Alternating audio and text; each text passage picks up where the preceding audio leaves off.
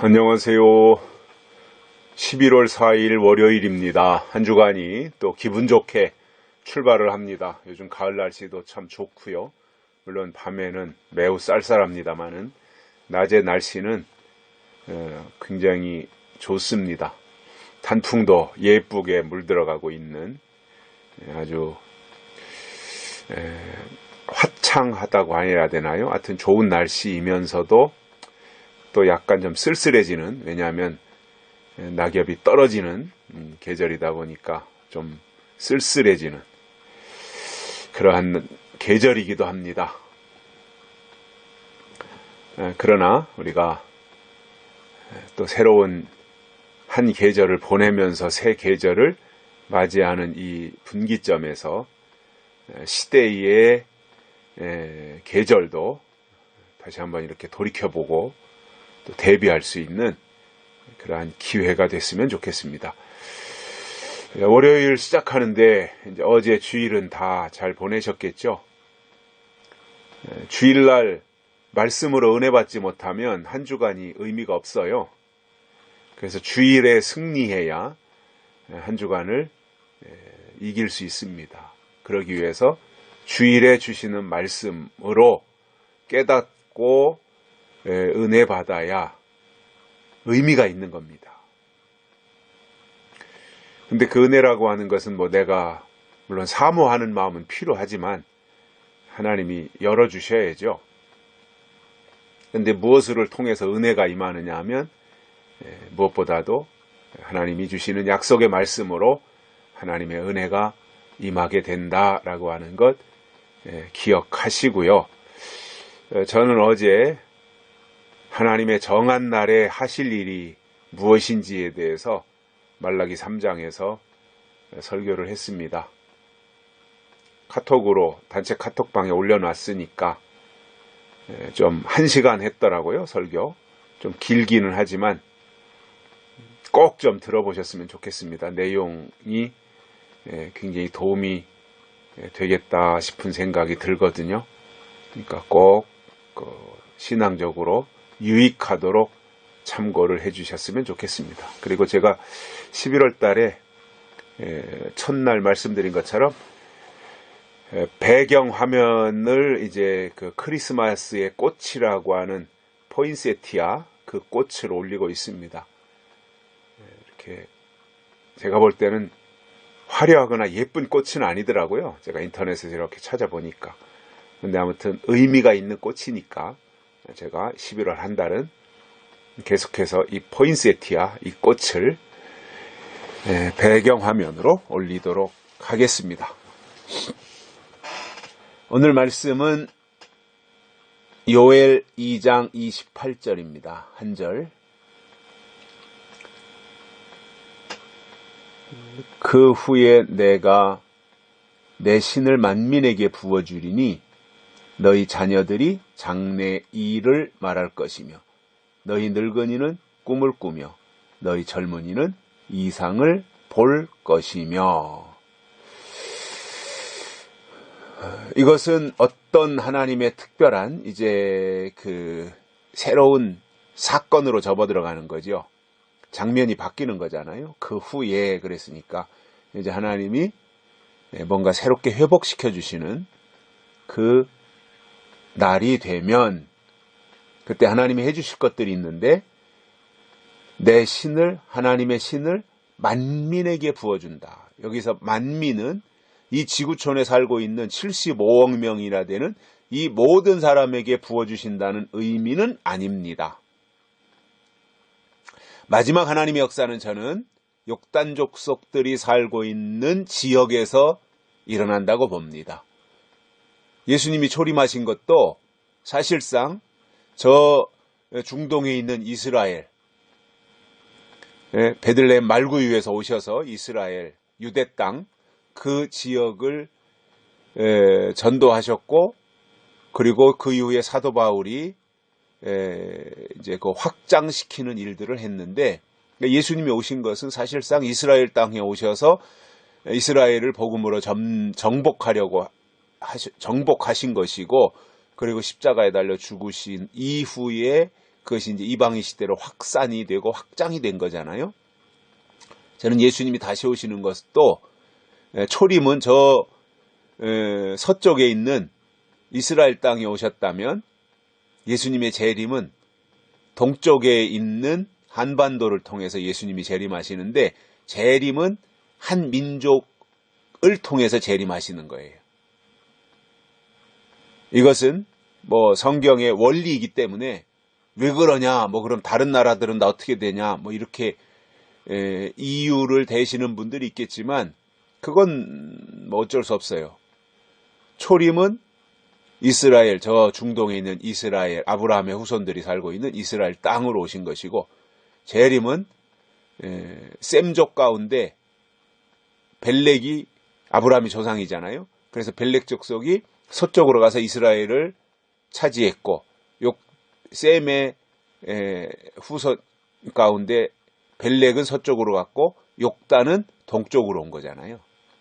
그래서 초림은 욕단 족속, 벨렉 족속을 통해서 이스라엘 서쪽의 역사이고, 재림은 욕단 족속을 통해서 동쪽의 역사로 이루어지는 것을 우리가 좀 이게 참고할 필요가 있습니다. 이건 굉장히 의미 있는 내용이거든요. 뭐 욕단 족속, 벨렉 족속, 제가 여름 집회 때나 이런 때 한 서너 차례 설명을 했어요. 한 3년 전에, 3, 4년 전에, 한 5년 전인가 보네요. 근데 이제 이 내용을 잘 모르시는 분들이 계시다면 저에게 연락을 주시면 시간을 내든지 아니면 전화를 하든지 아니면 만나든지 해서 제가 설명을 드릴 테니까 그렇게 해서 그 부분이 잘 이해가 안 되든가 꼭 중요하다고 생각해서 알고 싶으신 분들이 계시다면 저에게 개인적으로 연락을 주시면 어떤 방법을 찾아보도록 하겠습니다. 또 제가 도저히 시간이 안 되면 제가 설명할 때 여러 번 들은 분들이 계시거든요. 그런 분들이 가서 설명을 하실 수 있도록이라도 조치를 하겠습니다. 벨렉 족속과 욕단 족속에 대해서 궁금하시면 저는 지금 눈앞에 그림이 다 있거든요. 제 눈앞에 선해요. 아무것도 그려진 게 없는데 제 눈에는 선하게 이게 다 있어요. 이 머릿속에 박혀 있는 거죠. 그래서 제가 볼 때 여기서 내 신을 만민에게 주리라고 할 때 이 신은 하나님의 일을 이해할 수 있는 어떤 지각이잖아요. 지각. 마지막 때 영적인 지각. 하나님이 주시는 마지막 시대에 주시는 영적인 지각 또는 영적인 능력, 영적인 감각 이런 것들이 되는 거예요. 하나님의 신이라고 하는 것, 내 신이라고 하는 것은. 그렇기 때문에 내 신을 만민에게 준다고 할 때 이것은 뭐 아프리카, 유럽, 아메리카 뭐 이런 쪽으로 통틀어서 하는 얘기가 아니라 하나님의 신을 주신다고 했으니까 여기서 신이 만민보다 더 우위에 있는 거예요. 내 신을 준다라고 하는 게. 그러니까 이게 주어가 되는 거죠. 주어. 하나님의 신. 그리고 만민에게 주신다. 부어주신다. 그러니까 하나님의 신을 만민에게 주는데 이 마지막 때 늦은 비 성령으로 주시는 하나님의 신은 이게 욕단족속에 주시는 거예요. 그렇기 때문에 여기서 만민이라고 하는 것은 욕단족속으로 의미하는 거예요. 너무 확장해서 생각할 필요가 없어요. 예수님도 이스라엘 땅에 오셨고 처음에 성령도 이스라엘 땅에 마가다락방에 주신 거잖아요. 그렇게 이해하셔야 돼요. 여기서 만민에게라고 하는 것도 이 욕단 족속이다 이렇게 제한하는 것이 훨씬 더 의미가 있다 그렇게 생각을 합니다. 내 신을 만민에게 부어주리니 그럼 신이 임한 증거가 뭐냐면은 너희 자녀들이 장래일을 말할 것이며 이게 하나님의 하나님의 신이 임한 첫 번째 증거입니다. 장래일을 말한답니다. 장래사, 예언이죠. 예언, 요한계시록입니다. 그래서 하나님의 마지막 신, 하나님이 진짜 하나님께로부터 주신 마지막 신, 마지막 어떠한 영의 역사가 어떻게 나타나느냐? 장래사를 말하는 거야 돼요. 예언의 말씀, 장래사. 앞으로 될 일을 말해야 된다 이겁니다. 이게 예언이잖아요. 그래서 마지막 때는 예언자가 돼야 되고 선지자가 돼야 돼요. 그렇다고 해서 내가 선지자다 뭐 이렇게 말할 필요는 없어요. 왜냐 신학적으로 보면 선지자들이 활동하는 시대는 구약으로 끝났잖아요. 그런데 지금 내가 선지자다 이러면 오해받을 수가 있어요. 그러나 역할은 선지자의 역할을 하는 거예요. 선지자라는 게 미리 하나님께로부터 깨닫고 말하는 사람들이 선지자잖아요. 뒤늦게 말하면 아무 의미가 없는 거예요. 이건 이미 다 지나가 버렸는데 말해봤자 무슨 의미가 있어요. 먼저 말해야 되는 거죠. 미리 말해야 되는 거죠. 이게 교회의 역할이에요. 어떤 사건이 일어나기 전에 미리 깨닫고 미리 말해야 돼요. 미리 알려줘야 돼요. 어떤 환란이 온다고 할 때 환란이 오기 전에 미리 알려줘야 돼요. 그래야 준비하는 거 아니에요? 그런 측면에서 어떠한 선지자적 역할인 거죠. 그래서 장래 일을 말한다고 할 때 이게 예언이고 그 예언을 말하는 사람이 예언자이고 예언자는 곧 선지자인 거잖아요. 또 늙은이는 꿈을 꾼다. 모르겠어요. 제가 그 이제 우리나라 세계가 다 그렇겠죠. 노인에 대한 기준이 65세 이상이잖아요. 만 65세. 그러니까 만 65세가 되면 그때부터 이제 노인이잖아요. 이제 장수하니까 노인의 기준이 되는 연령을 좀 더 늦춰야 된다. 뭐 70으로 해야 된다. 이런 얘기도 나오는 것 같아요. 그런데 현재는 만 65세가 넘으면 이제 노인 취급을 받는 거잖아요. 노인이 되는 거잖아요. 그런데 모르겠어요. 만 65세가 넘은 노인, 성경에서는 늙은이 이렇게 표현했는데 이게 노인들이 실질적으로 밤에 잠을 주무시다가 꿈을 꾸는지 잘 모르겠어요. 뭐 꾸시겠죠. 어쩌다 이렇게라도. 근데 여기서 꿈이라고 하는 것은 그 요셉이 꿈을 꾸잖아요. 요셉이. 그래서 요셉의 꿈. 그래서 뭐 단 하나를 쌓고 11달이 꽃벅, 별 하나를 보고 11별이 꽃벅. 그러한 그 이제 요셉의 꿈이 있었잖아요. 꿈. 그것 때문에 요셉은 어려움도 당했지만 팔려가기도 하고 형제들에게 미움도 받았고. 그러나 감옥에 들어갔다가 바로의 꿈을 해몽해 줌으로 또 애굽의 국무총리가 되는 꿈 때문에 어려움도 당했지만 결국 요셉은 꿈 때문에 높아졌고 그 출세했다고 볼 수 있잖아요. 이게 꿈이. 그러니까 그 노인들이 꿈을 꾼다라고 할 때 이 꿈은 성경에서 말하는 꿈은 비전이에요. 비전. 근데 그 성경의 비전이 믿는 사람들의 비전이 어디서 나와요? 성경에서 나오는 거잖아요. 성경은 뭐예요? 결국 약속의 말씀이잖아요. 그 속에서 예언이 나오는 거잖아요. 그 속에서 꿈이 나오고 비전이 나오는 거잖아요. 소망이 나오는 거잖아요. 그러니까 여기서 늙은이라고 표현한 노인도 물론 실질적으로 연세가 드신 70이 되고 80이 되신 그러한 분들이 이제 늙은이라고 하는 이 범주에 포함이 되겠습니다만은 그러나 이것을 조금 더 그 표현을 바꾼다면 교회 안에 오랫동안 신앙생활 하신 어떤 지도자들 있잖아요. 장로님들, 목사님들, 장로, 어른이라고 하는 거잖아요. 어른, 장로, 교회의 어른. 이제 이런 분들이 그동안에는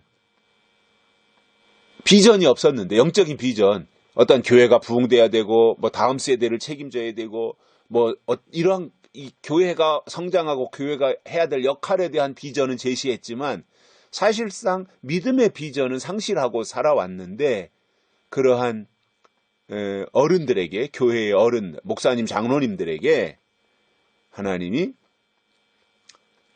비전을 주신다. 꿈을 주신다. 그게 뭐예요? 이루어질 하나님의 역사예요. 앞으로. 성경 계시록에서 말씀하고 있는 이루어질 하나님의 역사들을 그들에게 보게 하신다라는 거예요. 그리고 젊은이들은 이상을 보는 거예요. 이상, 앞날을 보는 거예요. 그러니까 노인들이 비전을 가지는 것과 젊은이들이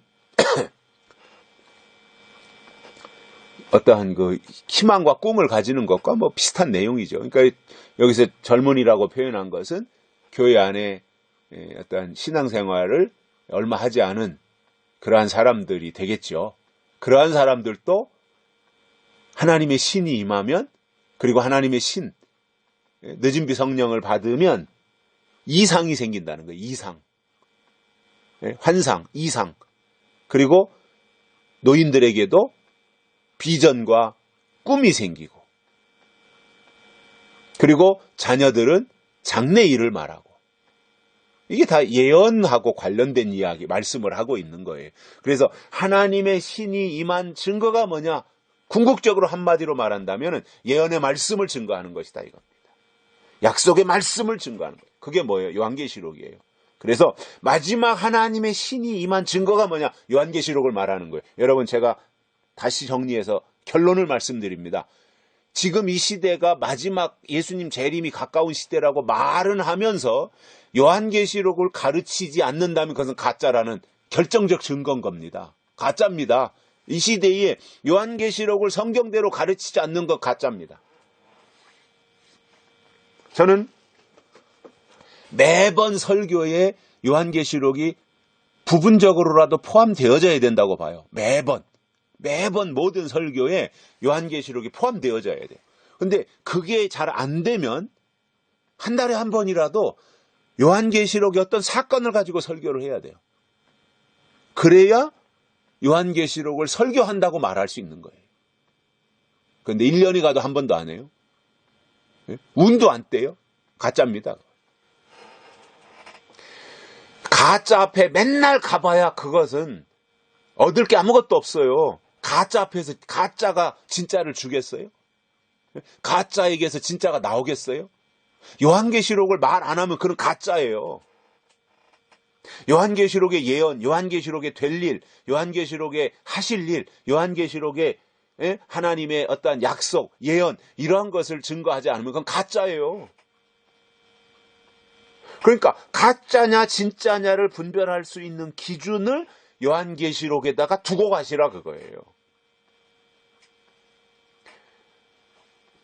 그래서 이 사람은 요한계시록으로 말씀을 증거하려고 하는 목회자구나. 이분은 요한계시록으로 신앙생활을 하려는 분이구나 하는 것이 보이면 이제 점검을 해야죠. 진짜 요한계시록이냐, 아니면 시한부 종말론이나 이러한 사이비 종말론이냐, 이런 가짜 계시록을 하는 사람이냐, 이것을 분별한 다음에 진짜 약속의 말씀, 예언의 말씀을 성경대로 한다면 다른 것 좀 부족한 것은, 그것은 기도하면서 같이 감싸고 나가야 될 부분이고요. 그러나 다른 것이 아무리 좋은 조건을 다 갖추고 있다고 할지라도 그의 입에서 때에 대한 말씀, 시대에 대한 말씀, 법에 대한 말씀, 또는 예언의 말씀, 약속의 말씀, 요한계시록의 말씀이 안 나온다면 그것은 100% 가짜입니다. 가짜 앞에 가서 기웃거려봐야 거기서 나올 게 뭐예요? 가짜가 나오는 거지. 구정물이나 나오지 거기서 생수가 나오겠냐 말이에요. 쑥물이 나오지 마실 물이 나오겠냐 말이에요. 그래서 하나님이 때가 돼서 하나님의 신을 부어주실 때 우리는 그 신을 받아야 되는데, 내가 받고 싶다고 해서 받는 게 아니잖아요. 다만 조건이 있다면, 잘났건 못났건 많이 배웠건 적게 배웠건 조건이 있다면, 예수님이 초림하시고 예루살렘을 떠나지 말라, 기다리라 이렇게 말씀하고 가셨고, 그 약속을 붙잡고 기다렸던 120문도에게 하나님의 약속을 붙잡고 기다린 그들에게 성령이 임했던 것처럼 저는 지금 똑같다고 봅니다. 잘났건 못났건 부자건 가난하건 그것은 부수적인 문제이고 중요한 본질은 뭐냐? 하나님의 약속을 붙잡고 하나님이 주신 예언이 이루어지기를, 하나님의 신이 임하기를 약속의 말씀을 붙잡고 기다리다 보면 때가 되면 그들에게 약속한 하나님의 신을 부어주실 것이고, 그렇게 되면 장래일을 말하고 꿈을 꾸고 이상을 보게 될 것이다 이겁니다. 여기까지 하겠습니다. 고맙습니다.